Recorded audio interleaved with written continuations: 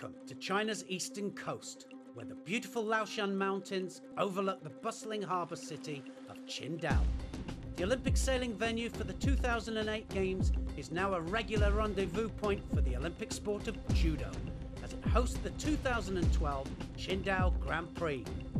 In Abu Dhabi 6 weeks ago, the IJF World Circuit resumed in style after the Olympic Games in London. Now the circuit moves on to Qingdao, where fighters have gathered from across the globe in search of valuable IJF ranking points. The hard work starts here. Many have eyes on the coming World Championships next summer, and all will be dreaming of a place at the next Olympic Games in Rio 2016. The talk at the draw on the eve of the competition was all about the coming Olympic cycle and which fighters would emerge as contenders in the next 4 years. And with plenty of up-and-coming talent on show, Qingdao gave judo fans worldwide a chance to see some potential Olympic heroes in action. The under 100 kilos category has produced some incredible judoka, none more so than the legendary Kosei Inui of Japan.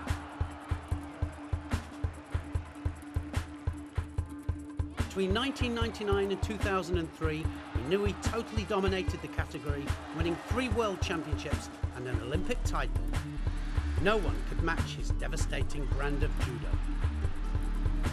Inui has now transformed himself from a competitor into a coach, and after Japan's worst ever Olympic performance, has been appointed head of the Japanese men's team.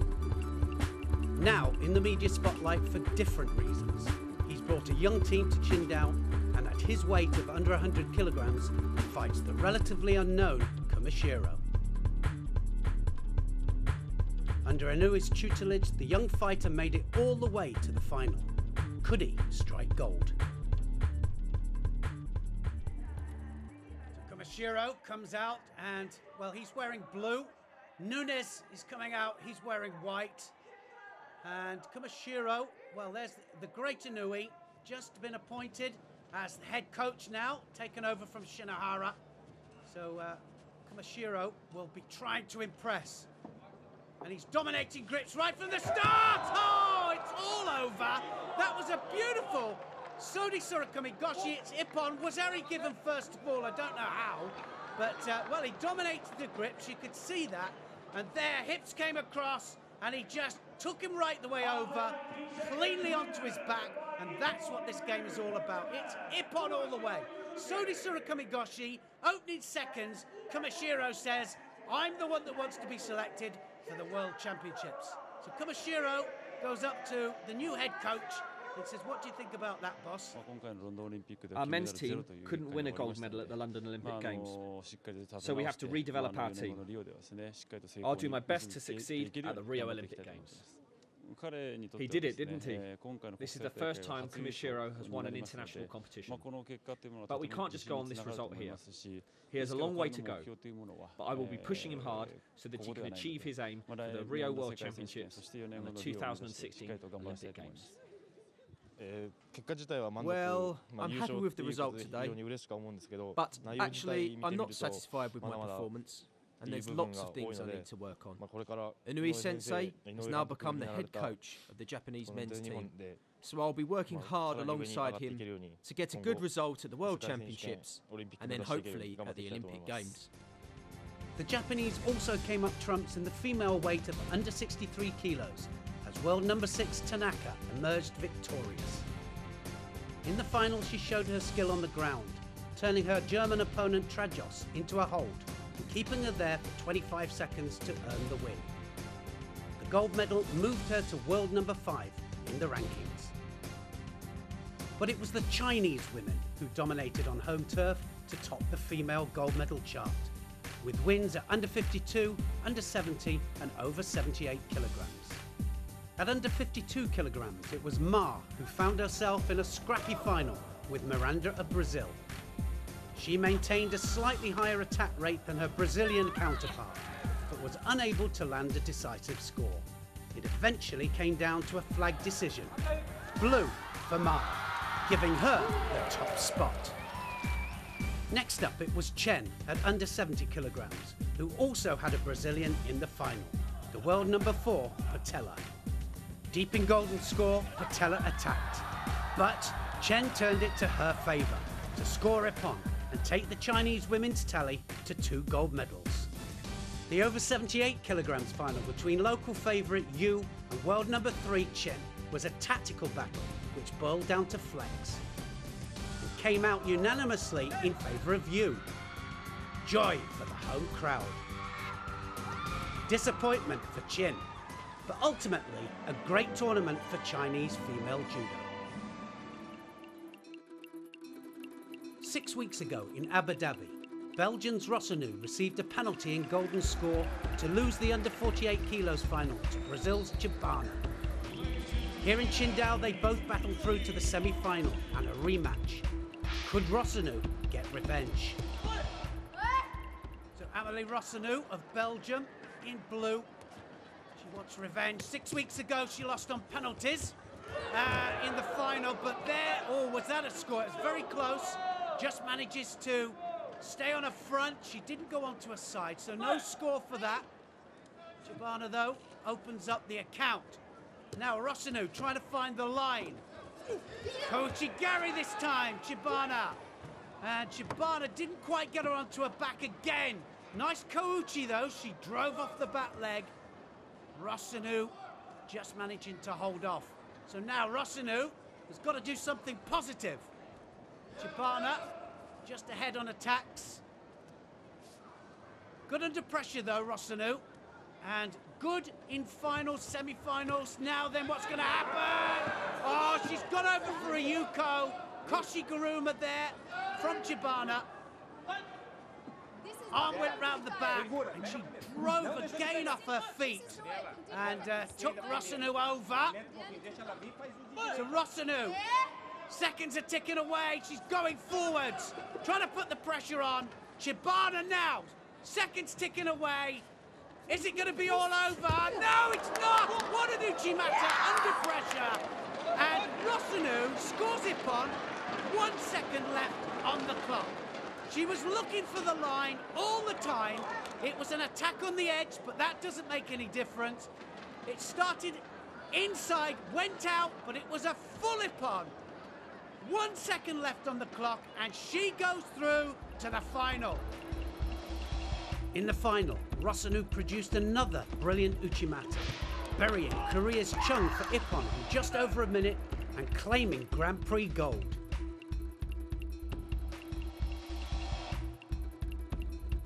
Rossanu climbed the under 48 kilo rankings from 20th to 12th. The under 78 kilos title went to Slovenia and the world number 13 Valensk, who was unstoppable on the ground. In her semi-final, she worked from her back to turn the tables on her Chinese opponent with a Juji Katami armbar to get a submission. In the final, she used a hold down, securing Jung of Korea on her back so tightly she was forced to signify defeat by tapping. And for such a small country, Slovenia continued to impress with the wealth of their talent. The remaining female gold up for grabs at under 57 kilograms was contested between Dorsaeren of Mongolia and Quadros of Brazil. In sudden death golden score, it looked as though Quadros had won it. But the video referee intervened. After examining the replays, they decided that this movement from Dorsaeren meant it was her attack and not Quadros's. So it would be the Mongolian flag flying highest in Qingdao. In the men's lightweights, Mongolia also dominated in Qingdao. Gambold blasted his way through the 60 kilos eliminations, and so did his teammate Dashtavar. Buvapata did the same at under 66. But it's Davadorj, the up-and-coming star of Mongolian judo, who pulls all the focus. He has just moved up a weight category and took no time in annihilating his opponents in Qingdao. Davadorj is fast becoming one of the most exciting fighters in the world. An incredible technique was executed by Gambold in his under 60 semi-final. Latching onto the belt, bouncing his opponent off his hip, gave Gambold the momentum to score Ippon and book his place in the final.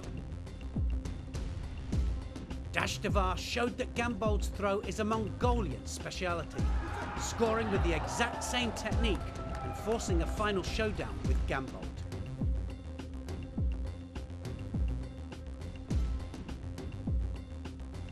At under 66 kilograms, Bhuv performed a beautiful piece of footwork against Japan's Shimizu, Ippon, and he was the third lightweight Mongolian in a final.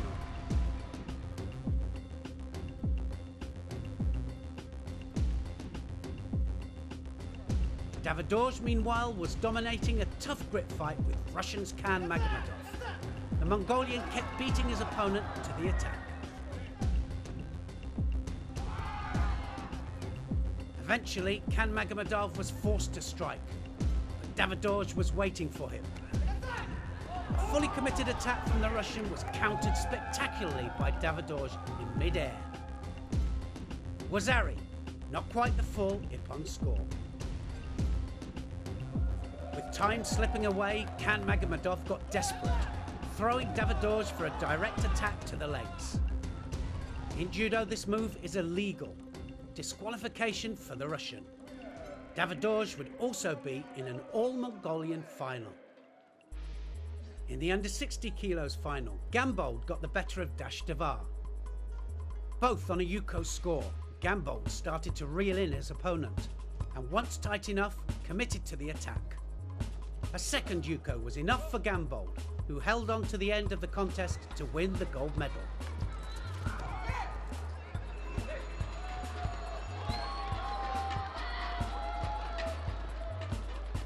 It wasn't so tight at under 66 kilograms. Davidorj was too strong and too clever, picking Bhuv off time and time again in the final. Davidorj can now throw in every direction and from a number of grips. Bhuv had no time to settle, and eventually Davidorj had his moment, launching Bhuv through the air and flat onto his back. Ippon, gold for Davidorj. At his new weight of under 66 kilograms, there's going to be some stopping Davidorj. Here's the flag bearer for Mongolia, one of the most exciting prospects in judo.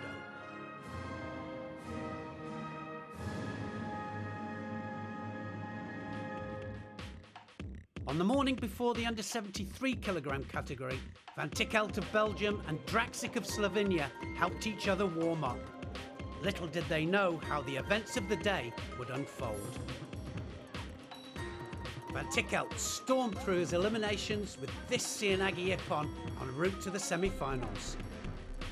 Draksik threw with Uchimata before immobilising his opponent on the ground to also reach the semi-finals.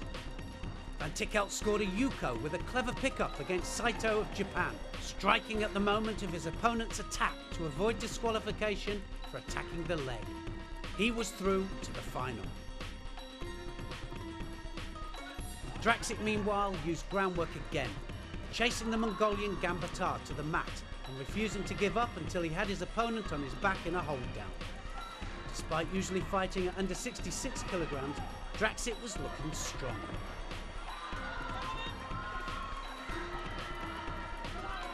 And so Van Tichelt and Draksik would meet in the final. And for 5 minutes, their friendship would be put aside. Minute and a half then into this final, and you can see the difference in the size between these two. And Draksik up from 66 kilos, and Van Tichelt a fully fledged 73, and that one was a Sumigaishi. Didn't quite get the score. Is he going to go for the Juji? No, he's not. Look at the drop there for Van Tichelt. Draksik, though, is a real fighter. He'll keep coming forward all the time. And Kosoto! Oh, it's a Wazari scored there. Van Tichelt. Beautiful Kosoto. And very, very dangerous with the Kosoto. And certainly in the earlier part of the contest, Van Tichelt, one of the most dangerous people on the world circuit. Beautiful score on Draksik. So Draksik now got it all to do. It was the body hug Kosoto. Draxic did well to avoid the ippon. So now Van Tickelt in the driving seat. Trying to get that arm round the back, Van Tickelt. Former world bronze medalist, Van Tickelt. Oh, and now, what's going to happen? Is he going to get the Wazari? Wazari, Awazeti ippon. 2 Wazaris then. Make the full ippon, and that was good stuff from Van Tickelt. And nice sportsmanship there from Draxic. They started off the day warming up together, so best of pals then and best of pals now. That was the second Wazari that finished the contest. Not quite on the back for full ippon, but 2 Wazaris scored from Van Tickelt, and a well-deserved gold medal for him.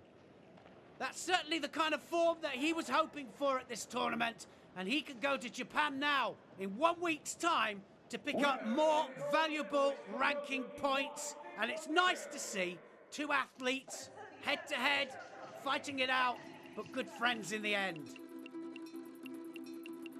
At under 90 kilograms, Cheng of China was the man igniting the crowd. In his semi-final, he used a leg grab as part of a combination to flatten his Korean opponent.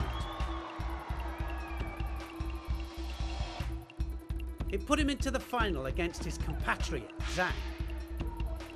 After 3.5 minutes of tense gripping, Chen struck, snaking his arm under Zhang's shoulder, bringing his hips in and driving forwards with full commitment to score a fantastic ippon. The win rocketed him up from 104 to 33 in the world rankings.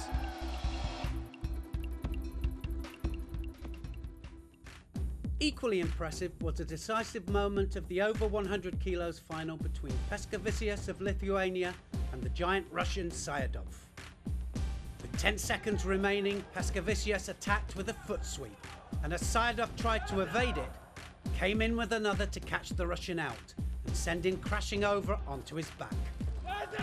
The win saw Paskevicius move up to world number 11.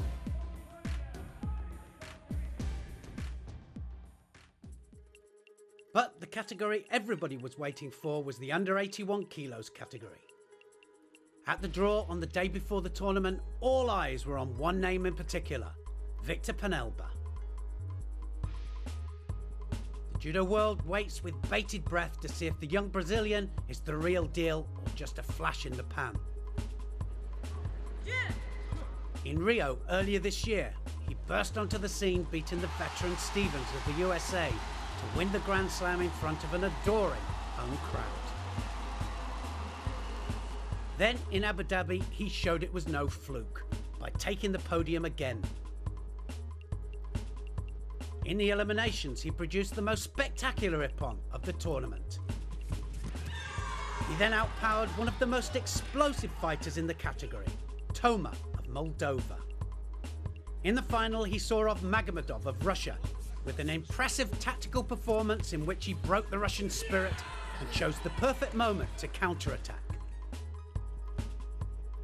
Flair, power, tactics. Penelba has it all. In Qingdao, he easily made the semi-finals, where he was up against the home favourite Li of China. How would he get on? Penelba in the semi-final, wearing white. He's the new kid on the block, and he's fighting Li Maojian of China. But watch out for Penelba, because he's got it all. He can play tactical matches as well. And a nice attack there from Li, right off the gun. And now he's got the arm, Penelba. Oh, and he just spun onto that arm there, and Penelba had to, well, do a kind of a back somersault to release the pressure on the arm. There was the attack from Li. Penelba had his arm there, and he did a reverse movement into the arm and tried to put the arm lock on Penelba. Penelba then, got to be a little bit careful. So watch how he takes a little bit of time just to reflect on how he's going to play the match. Now, kills the Sianagi this time. Penelba now tries for the Taetoshi. Such variety of technique, Penelba. Got the Taetoshi, he's got an uranagi as well. He's got newaza and he's got tactics. And he's still relatively inexperienced, but that, well, over the next 3 years, believe me, he's going to get more and more experienced and more difficult to beat. To Penalba! There's the uranagi! Beautiful stuff, that was Ippon. And he kind of waited for it and then pulled him in. Lee didn't stand a chance. He just got taken over. Kind of assists it with his leg. And full commitment from Penalba. That puts him through to the final. So Penalba had the measure of the shoulder throw and punishes Lee with a full Ippon. On the other side of the draw was the powerful Russian Kabachirov, world number 13. His semi-final was against Otunbatar of Mongolia, and it went to golden score. A minute left on the clock, Kabachirov showed how dangerous he can be, launching a full-blooded hip throw that landed the Mongolian on his side to score Yuko.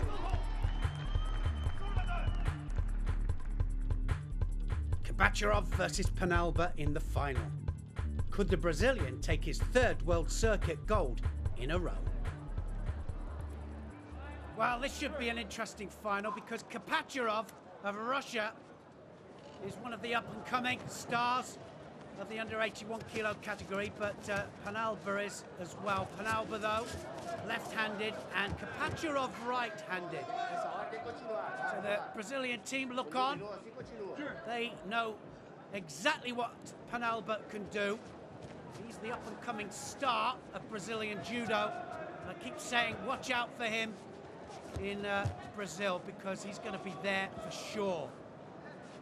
Interesting, though, this match because both of them trying to establish themselves as real contenders for Brazil and the Olympic Games. Nice ashiwaza there from Penalba. Left against right. Penalba's got the sleeve. Now what's going to happen? Taitoshi, and then he turns it into Sianagi. And Kabachirov looks a little bit rattled here. Not getting it all his own way at all. And certainly Penalba starts to establish himself with the dominant grip. Look at the fight for the grip, and he's got it again. Now skip to the side. Oh, ashiwaza this time! And he's got the shibiwaza on it. It's all over. That was brilliant stuff from Penalba. A nice diashibarai, and he fell into the strangle Kabachirov, and he couldn't do anything about it. There's the diashibarai, and the arm was already round the neck. He sends the legs forwards, and the pressure goes on, and the strangle goes on, and he has to submit by tapping the mat, Kabachirov. So this is Penalba's third gold in a row, and if he carries on like this, he's definitely going to be there in 4 years' time as a main contender for Olympic gold. It's wonderful. I hope I stay on this path that I'm on right now. I'm fighting well, and I'm fighting against top opponents, which means I'm gaining experience and winning medals. The competition is strong here in China. We're on the other side of the world, which means us Brazilians take a bit of time to get used to the time zone and things like that. But this was great preparation for Tokyo. The Grand Slam in Tokyo is next week, and this was the best way for me to prepare. I hope Tokyo will be even better. That's it from Qingdao. Rosanu got her revenge on Chibana, won the final in style. The Mongolian lightweight stole the show. The best of the best was Davadoj. Kumashiro made sure Inui's first day on the job went well. And Penalba just keeps on winning and doing it in style. Join us next week from the home of judo, Tokyo, Japan.